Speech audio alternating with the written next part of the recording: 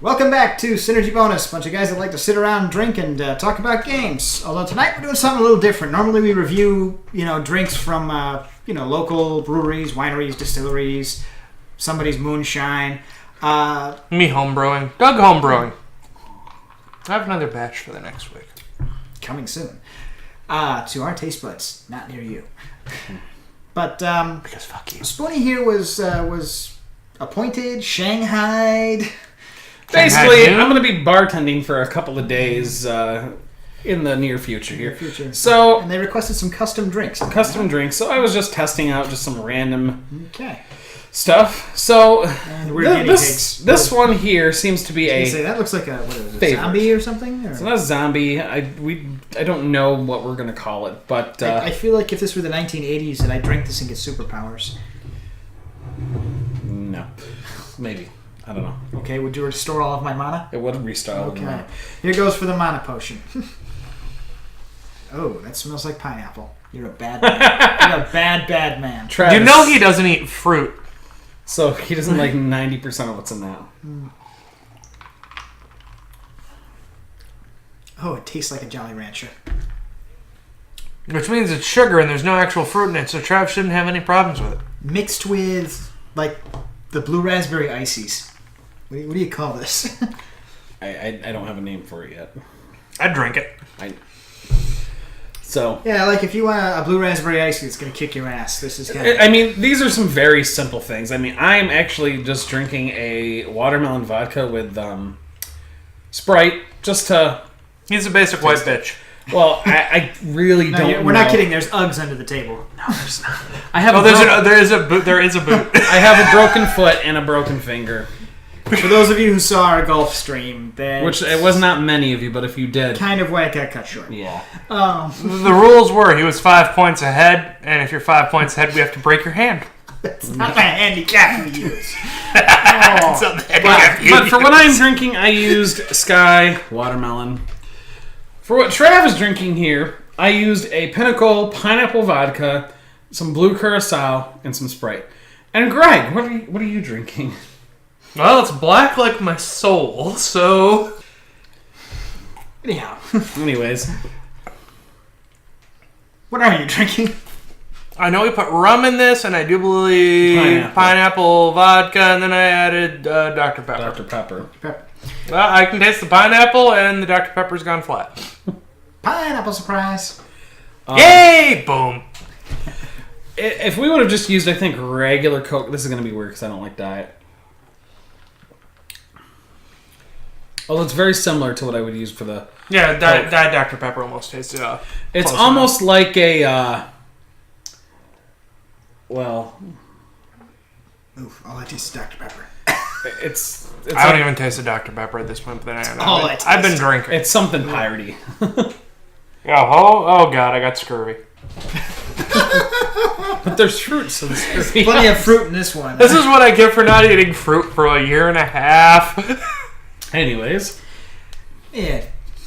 In keeping with our trifecta here, we are coming on... You didn't drink that much. I mean, come on. I've been drinking more than you. Okay. We're talking about The Legend of Zelda. A Link to the... Wait.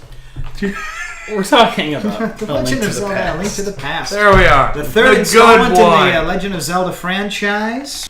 North American release was April 13th, 1992. And then there was a re-release on the Game Boy Advance. Which added the Four Swords multiplayer aspect December of 2002. But I'm going to put this out there right now. If you want to play this game, it's out there. It's available. eShops and whatnot. If Switch ever decides to do an eShop, I'm sure it will be there too. But it's on the SNES Classic. It's handheld. It's 3DS. If that's way too much money for you, get a fucking ROM. You have no excuse to not play this game. We do not advocate downloading ROMs. It's the pirate juice talking. It is the pirate. Yo, Hobie Hardy, I'll have to keep the authorities at bay. The Pirate Bay! Yes. Oh. The Bay of Pirates. Tortuga. Oh, Tortuga Anyways. doesn't exist anymore. So, this is my favorite Zelda. It's sort of the king of the top-down versions. Yes. Although Isometric. Link Between Worlds was kind of a close runner. It was a love story to it. Yeah, I go back and play this one quite a bit. I don't think either of these guys have finished it. I've gotten to the Ganon fight, but I was also playing on a friend's copy while I was couch surfing at his place on the weekend in high school. Yeah, I had I didn't have an SNES at that time. I had a Nintendo eShop version on my Wii, and things like Chrono Trigger and Xbox came along and were just so much better. So I can't blame you for Chrono Trigger. Xbox, go rot in hell. So the story of this game actually takes place with your uncle. Well, yeah, back a step. How does this fit into? It is the third game in the series. It is a sequel. This is before. It is all over the place. This is before Hyrule Historia, where they hadn't created a congruent timeline yet. But if we're going to put this in a timeline, it is near the beginning of the timeline. It is after Ocarina, but I think it's if the hero. I think it's if the hero succeeded because everything is still like growing and so on. But that does put it on a different timeline from 1 and 2. But we're not going to go into Zelda. All right, so I'm going to touch a little bit. There's a separate video for that. I am going to touch a little bit on Ocarina here. The Triforce was sealed into this golden land. And I believe that golden land was Hyrule that fell to Ganon. That timeline there. That's my interpretation. Okay. I can roll with that. So you had people constantly seeking to get to the golden land to get the Triforce. Basically based off the timeline where Link did stop Ganon. But anyways, sages sealed it, and this wizard comes to town, Aghanim, and basically removes the King of Hyrule, and Crusader King style. He's making the maidens in town disappear as well to break the seal of the wise men. Zelda is also one of the maidens, and they're not maidens after he's done. We were all thinking it. He just said it. Zelda lasts the longest because she's the Iron Maiden. As you can see, we do in fact play with madness. So then she becomes the Iron Lady and woof! Margaret Thatcher, oh god, Maggie! Anyway. Hey, Maggie would have gotten a hard Brexit. Oh, yes she would have. Anyway. Oh, Maggie! Oh my fucking god, you people. Maggie! I never thought that I would actually think positively of Maggie. Hand me the generic Pepsi over there. Anyways, so this game starts with you asleep in your bed in your uncle's house, and beginning a long tradition of Link waking up at the start of his adventures. Yes. This game began a lot of tropes for Zelda. And soon comes the best part. You get a sword! So anyways, his uncle's like, hey, I'm going out for a bit. You just stay here. So what do? First thing you do, stay there. You wake up out of bed, you go grab the lantern, and you run. And then you get a sword. It's wonderfully atmospheric. It's dark. It's stormy. It's raining. Zelda has contacted you telepathically. It's got the Dark World music. That's why you wake up. Yeah, this game cinematically is awesome. It kicks you in the balls right from the start, and it doesn't stop. So that was a bad analogy. Wow. I'm sorry, everyone. I know as a group we joke at Trav not being as good at games, but damn, this game isn't that hard. It's because I'm the closest to a journalist we had. Okay. I apologize, people. I know. So, you make your way to Hyrule Castle. Not all the guards have been brainwashed by Aghanim. So, you go into the basement. You find your uncle. He's been wounded by... Mortally wounded. Nothing? There's nothing there. I would assume that one of the guards caught him, stabbed him, and then left him to die because he had no means to heal himself. It was so kind of lame. I just assumed one of those snakes from the next room got it. So possible. He goes, take he's my also sword. near the prison, so the prison guard. Yeah. Take my sword and my shield. Zelda is your, and then he dies. And then, Zelda is your sister, destiny. What is it? You get a sword. Bad translation is what it was. They don't really actually say what it was. So, anyways, you proceed through the castle and rescue Zelda. Cue Game of Thrones. The things we do for love. I'm gonna stop right here real quick.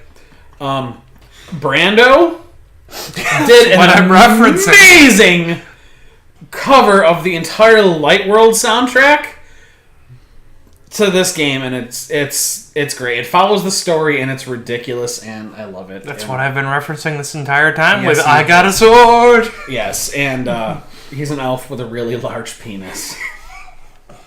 Also, he That's doesn't really mutually contradictory. Yes. Well, the squirrels would argue. So, it's a matter of perspective. you rescue Zelda, you end up at the sanctuary, and there's this old sage there who's gonna look after her. Like, this fucker's gonna look after her. And then he's like, hey, you need to go visit this old sage named Shasharla.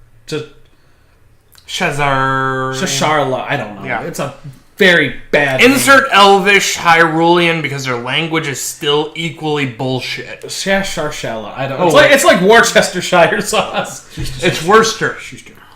It's the English language is not making sense. Worcester sauce. The game wants you to go to Kakariko Village, but he's actually hidden himself over by the eastern. What? You touched me. I don't know. So, Kakariko Village. Eastern Palace. This is where the Elder is living. By the Eastern Palace. So he goes, hey, you need the Master Sword to go kill this guy. And you need these 3 pendants of courage, or power. So you should go do this. And you do this. And everything, it's Zelda. It chains you here. Hey, you got these boots. Hey, you can read this book. Hey, you can read Hylian language. Get the 3 MacGuffins. Okay, now you've got the 3 MacGuffins. You proved yourself. Go get the next 8 MacGuffins. Get the charge boots. Yep. So you go get the sword, and the moment you rip that sword out of the ground, I have the power. No, it's not the right sword. Keep going further in the dungeon. Hey, soldiers have attacked the sanctuary, and then Oh, you got the right sword the first time. So you go to Hyrule Castle, and Aghanim's just waiting there for you to make sure Zelda disappears in front of your eyes. And once he does that, you get transported to... Or, no, you don't. You fight Aghanim. Mm-hmm. And you have to reflect his shots back at him. Yes, this is the iconic... Iconic? Iconic. I swear. he's mixing. I am the most drunk out of us. Sweet tea and generic Coke. Not actually bad. Sweet alcoholic sweet tea. I was gonna say, I just heard a million. Because otherwise, he's a real bitch. It's sweet tea vodka. Anyways. Yeah. So, you get transported to the Dark World. And this is the second time because we forgot that whole you're a moon rabbit phase. Yes. The third pendant, right before all this, you go to the Dark World very briefly, and you change there. Everyone who enters Mount Doom. Yep. Whoever enters there changes to reflect you become their to heart. Reflect what you are. So he becomes a Link rabbit. is a rabbit, which is he's harmless, skittish, and all about humping. Yes. Once again, Game of Thrones.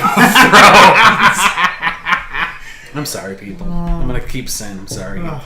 He touched me. He's not sorry. But if you happen to get the Moon Pearl, when he started this video, he didn't realize how stark his prospects were. Shut up. You get the Moon Pearl. He didn't expect the Kraken. You get the Moon Pearl, and you don't transform.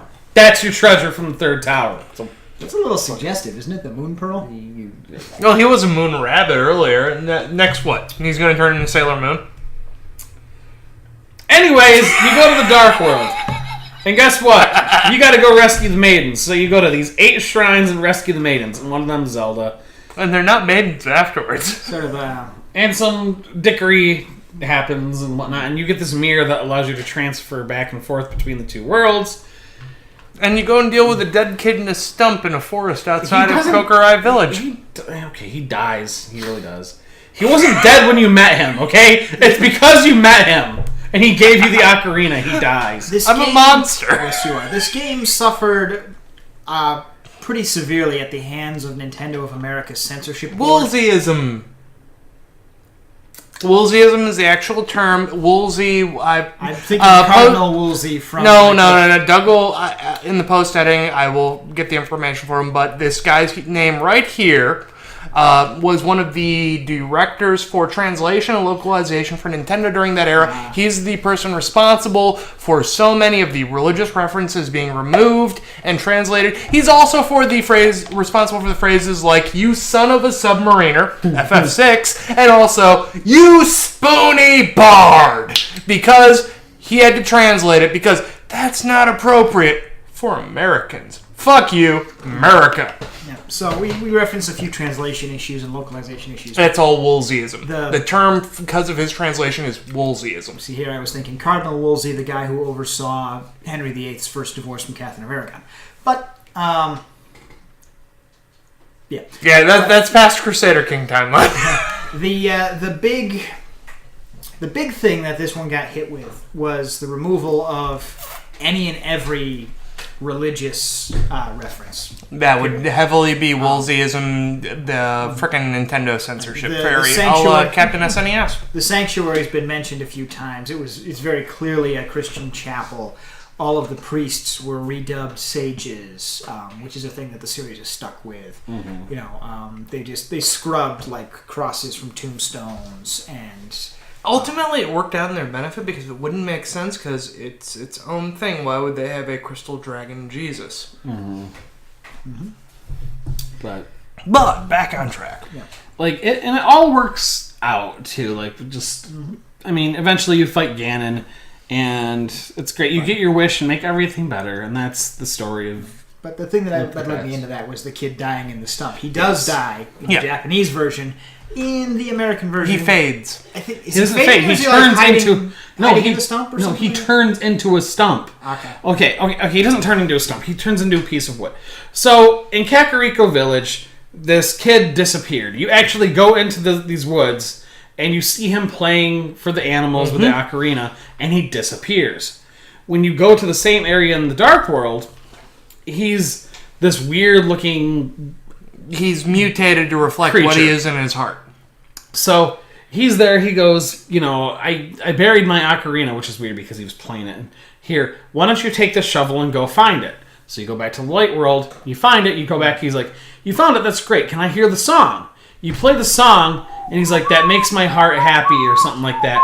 And like he becomes a wooden version of the creature there, like leaves are popping out of him and whatnot. And for all intents and purposes, he is dead until you make the wish on the Triforce. It's the origin of the Skull Kids that have been in the series ever since. Also, one of those things where you don't really think about it, but Zelda gets really fucking dark. There's a lot of stuff. But normally, again, it's a Woolseyism where it didn't translate over properly to the American audience, so they removed it. But no, the series does get repeatedly dark. This game also just the puzzle aspect that has gone across all the other games. It's so clever. Like some of the stuff that you have to do. Like, hey, my brother went off somewhere and whatnot. Hey, you find this guy. He's a toad, and he's like, hey, can you do this and whatnot? And you bring him back to the light world.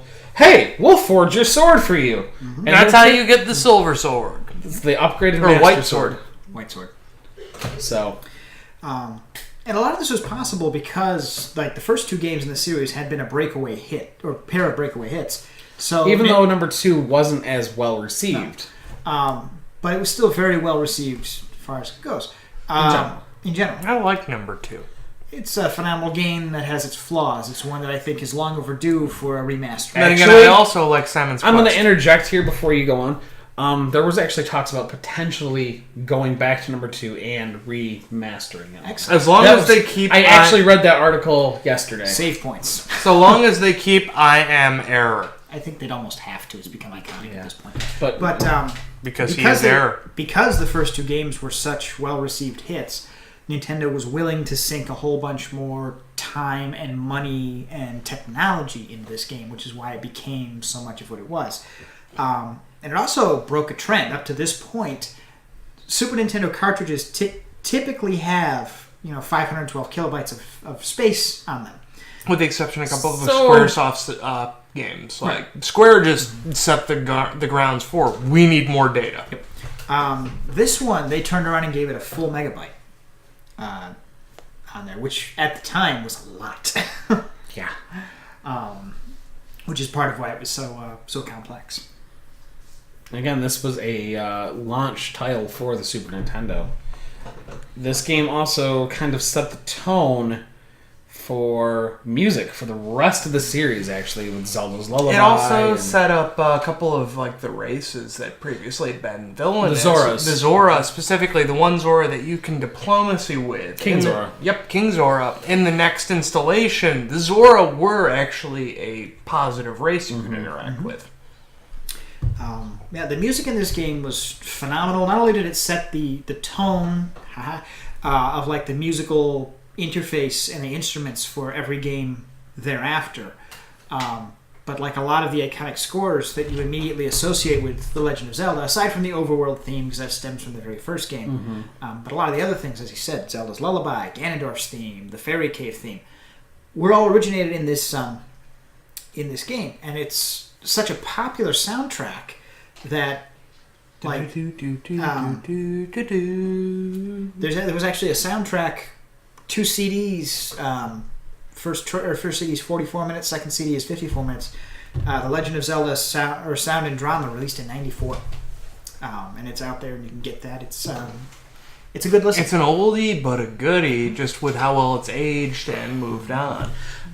Which is it's really cool too, because Hyrule Castle's theme, it's pretty much been a staple, and yeah, it's Hyrule Castle, but in Wind Waker, it's really King Daphne's theme.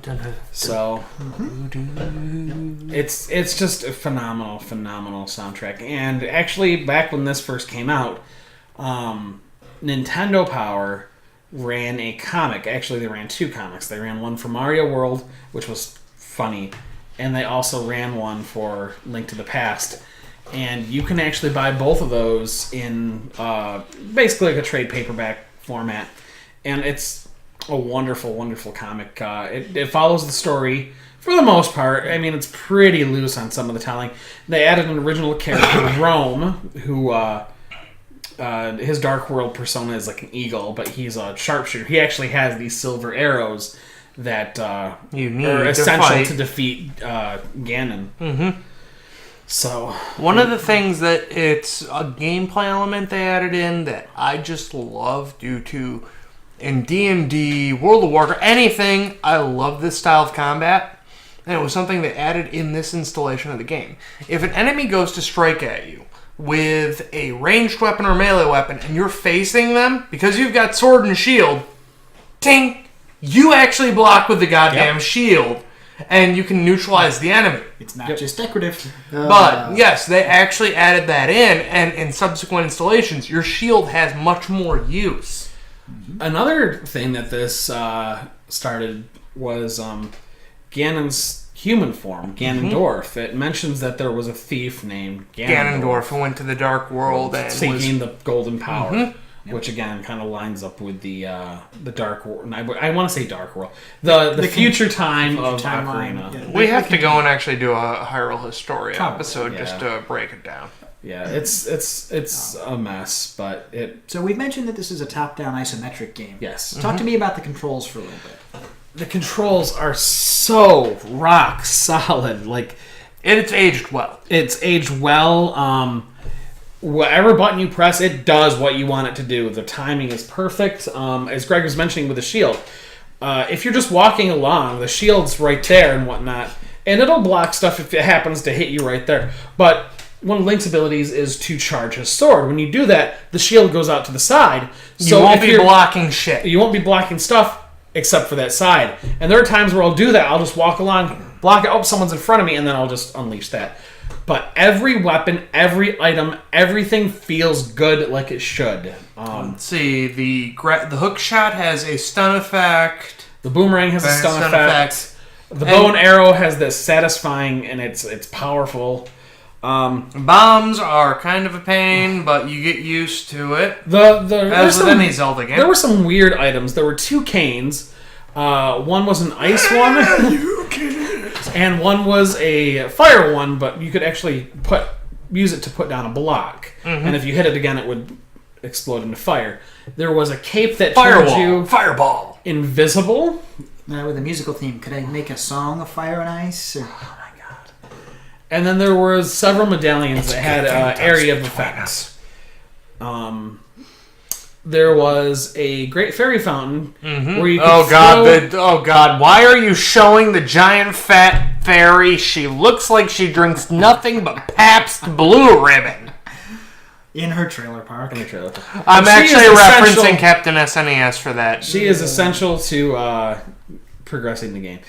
But fuck that fat bitch who drinks Pabst. Anyways, there's a great fairy that you can just toss stuff in. Pretty sure that's how My Name is Earl got started. You can toss items in like bottles and hey, did you drop this? Well, yes, I did. Oh, the old Golden Axe reference in Japanese mythology. Yes, and if it's something that can be upgraded, she'll upgrade it for you. If it's something that you can't, she's like, just don't fucking do it again. Please and thank you. That's actually a reference in the original Harvest Moon, too. So the fine for littering is 1 purple rupee.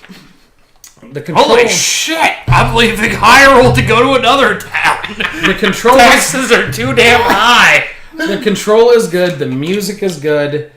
The story is, I mean, it's simple, but it's good. This game has pretty much charted in the top 5 of many top 10s. If you look on any list of either top 100 games, unless it's like Xbox frickin' Weekly, in which they can go fuck themselves. Top games of all time, top RPGs of all time, top Nintendo games of all time. This game is routinely in the top 10 and very nearly always in the top 3. The only thing that routinely beats it out is Chrono Trigger, and you know how we feel about that. So we can go and jerk off to Chrono Trigger for hours and hours and hours, except from thanks to the joy of time travel. I give fuck all of you. No, thank you. I don't swing that way. Try another timeline. I don't know how I feel about this. I don't know if you guys saw that, but it was the rest of the generic Coke and watermelon. Oh, what's wrong with you? That makes me even think I need to smoke. I looked at something over there and whatnot. Anyways, I would give this game a 5 out of 5. Honestly, it's one of my favorites. One of my favorite Zelda games. It tastes like cucumbers. How did you make a watermelon drink that tastes like the rind? I thought you almost said rind, in which case I'm like, what the fuck are you drinking a river in Germany for? To cleanse my palate after that drink. Well, you're doing it wrong if you're drinking German water. What do you give this? I mean, I know you didn't finish it. I'm going to catch a lot of flack for this. I'm a fan of the 3D Zelda games. The top-down isometrics don't do anything for me. It does taste like rind. Yeah. That's weird. As for what it is, I look very favorably upon it. If I'm going to do a top-down isometric, this is the one to go to. For this one, it's either Link to the Past or Link's Awakening. Link's Awakening. Yeah. Hail the Windfish. Yeah, I prefer the Windfish to this one. I'd give it a solid 4. Your name is Thief. 4. Yep. What about you? 4 out of 5 for RPGs, just because there are 3 RPGs that bump it in my personal, like Baldur's Gate's one of my top RPGs, and Final Fantasy Tactics, and also FF6 bumps it. See, I know it's an RPG, but I think of more of it as an action. It's an action RPG. Yeah. It's what the Link series always is. Mm-hmm. But Zelda series. I mean, it's like the first. Well, out of the Zelda series, it's my favorite one. Yeah. I mean, I guess Zelda 1 would be the first sandbox game, but this one really took advantage. It's a secret to everyone. It took advantage of that sandboxy kind of feel, so it's got that open world quality to it. Mm-hmm. How many hours were spent just looking up how to get to the next dungeon in Zelda 1? Exactly. This, it's a little more laid out for you, but still, there's a lot to do even between... Go and light this specific tree on fire. And then pay the man who lives underneath it for ruining his door. Anyways, what are your thoughts on Link to the Past? Have you played it? If you haven't, why haven't you? Better yet, this game has been out since 91? 92. 92. You have 91 had in Japan. 26 years to play this game. If you're under the age of 26... You should have played it in the room. Okay, I was about to say, if you're under the age of 26, you might have had reason to, but I'm defaulting to Spoony on this, and that doesn't happen often. Stop. Avatar! Good night. Good gaming. Good gaming. You can't touch this. Hey, thanks for watching. We hope you enjoyed what you saw. Let us know. Give us a like and a comment down below. Don't forget to subscribe and hit that bell to make sure you get all notifications from us. As always, Good night. and good gaming.